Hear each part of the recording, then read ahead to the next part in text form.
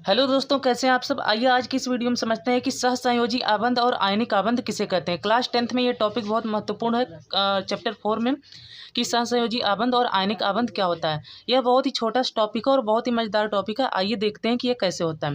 देखिए, हम सभी जानते हैं कि जो भी यौगिक होते हैं वो सभी परमाणु जो होते हैं उनके, वो इलेक्ट्रॉनों के लेन देन से कि आपसी संयोजन से जुड़े होते हैं। ठीक है।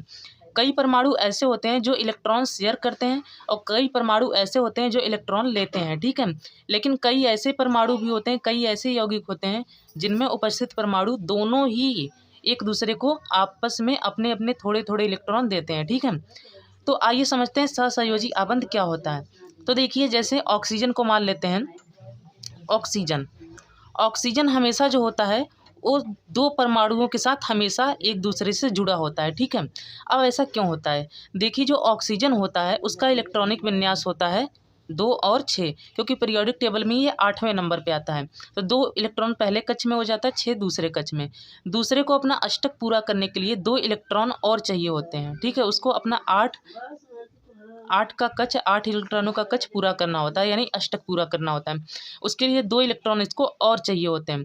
तो ये क्या करता है कि अपने ही तत्व के, यानी ऑक्सीजन जो होता है अपने ही तत्व के एक और परमाणु को बुला लेता है। ठीक है।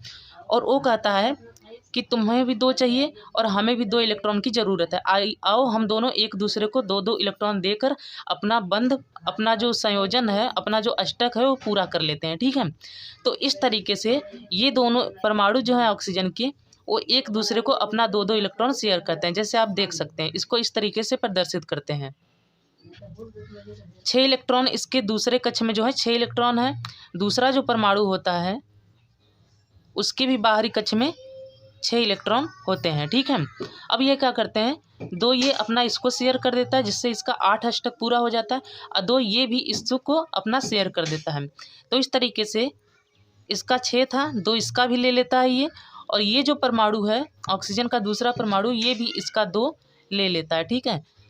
तो अब 8, 2 2 4 और 4 6 8, सॉरी 8 हो गया इसके लिए भी, और इसके लिए भी 2 2 4 और 4 8 हो गया। ठीक है। ये दोनों अपना आपसी बंध बनाकर अपना कक्ष पूरा कर लेते हैं और अपना काम चलाते हैं। इसलिए इसको सहसंयोजी आबंध कहा जाता है, क्योंकि ये दोनों एक दूसरे को अपना इलेक्ट्रॉन शेयर करते हैं, बांटते हैं सिर्फ। ठीक है।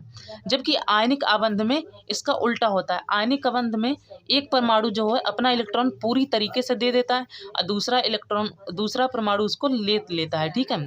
जैसे आइए हम सोडियम क्लोराइड की बात करते हैं। ठीक है। सोडियम का जो इलेक्ट्रॉनिक विन्यास होता है वो होता है 2 8 और 1, यानी इसमें 11 इलेक्ट्रॉन होते हैं और तीसरे कक्ष में केवल 1 होता है। तो इसमें तीसरा जो कक्ष है उसको अष्टक पूरा करने के लिए 7 इलेक्ट्रॉन चाहिए। तो 7 इलेक्ट्रॉन लेना कठिन है, बल्कि एक त्याग करना मुश्किल। तो ये क्या करता है, सोडियम किसी ऐसे के साथ मिलता है जिसको 1 इलेक्ट्रॉन की ज़रूरत हो अपना अष्टक पूरा करने के लिए।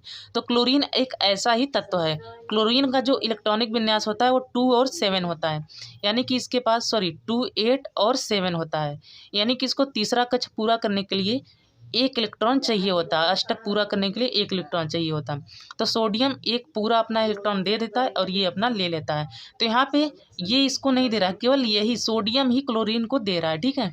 तो यहाँ पे एक जो होता है लेने वाला और एक इलेक्ट्रॉन देने वाला होता है, दान करने वाला होता है। तो यहाँ पे बनता है आयनिक आबंध। जैसे जो सोडियम है उसके तीसरे वाले कक्ष में, सबसे बाहरी कक्ष में केवल 1 इलेक्ट्रॉन है। ठीक है।